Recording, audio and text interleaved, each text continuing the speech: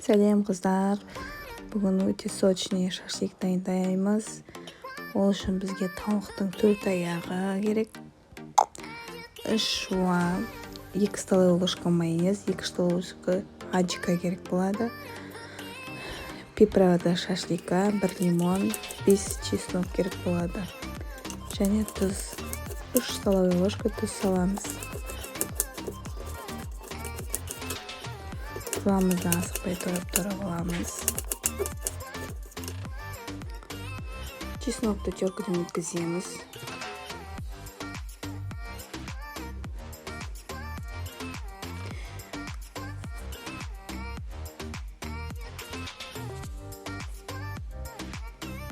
Приправалардың бәрін салып, 300 граммдай приправа керек қалғандар. Түбінде қалған приправаларды қосып жеп жатырмын.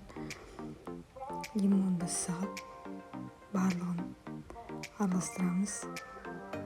Айтығын кетпін. 3 столовая ложка соевый соус обычный. Араластырамыз тоже.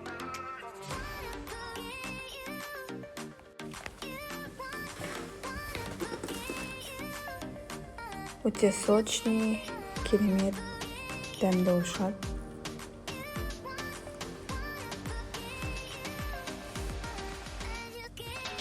Шашлигіміз дайын.